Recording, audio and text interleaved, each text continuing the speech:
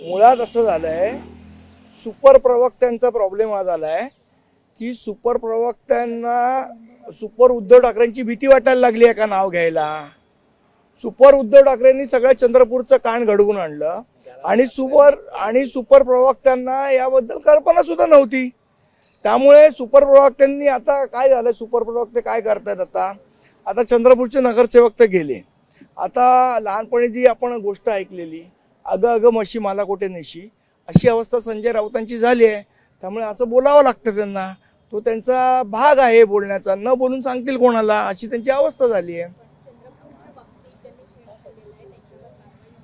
काही कारवाई करणार नाही मी शंभर, आणि मी याच्यावरती जाऊन सांगतो की हे चंद्रपूरचं होणार आहे अशा पद्धतीचं भाजपचं डील हे संजय राऊतांना आधी सुद्धा माहित होतं. त्याच्यात काही सरप्राईज नव्हतं संजय राऊतांना, हे त्यांना माहिती होतं आधी. एवढी आगपाखड संजय राऊतांची काय?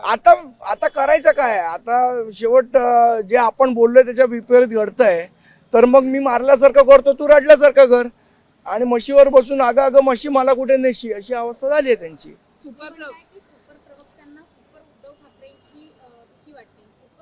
मग नाव का नाही घेत सुपर उद्धव ठाकरेंचं? सुपर उद्धव ठाकरेंचं नाव घोषित करावं सुपर प्रवक्त्यांनी. निश्चित आणि हे सुपर प्रवक्त्यांनाही माहिती आहे. हिंमत असेल तर सुपर प्रवक्त्यांनी नाव घ्यावं त्यांचं. पण आता म्हशीवर बसून अगं अगं म्हशी मला कुठे नेशी, अशी अवस्था चंद्रपूरमध्ये झाली आहे. सर, आपण बघतो काल जो म्युझिकल कोस्टल रोडचा प्रयोग सरकारच्या माध्यमातून राबवण्यात आला, तुमच्या पक्षाचे नेते अमित ठाकरे यांनी देखील त्यावरती प्रश्न उपस्थित केलाय. खरंच मुंबईकरांना सध्या मला असं वाटतं चांगले रोड, आज ठिकठिकाणी रोड खोदलेले आहेत, त्या रोडची दुरवस्था आहे. सीसी रोड एकदा बनवतात पुन्हा खोदतात. या सगळ्या प्रश्नांवर लक्ष वेधण्याचा प्रयत्न हा त्या पोस्टच्या माध्यमातून अमित ठाकरेंनी केलेला आहे.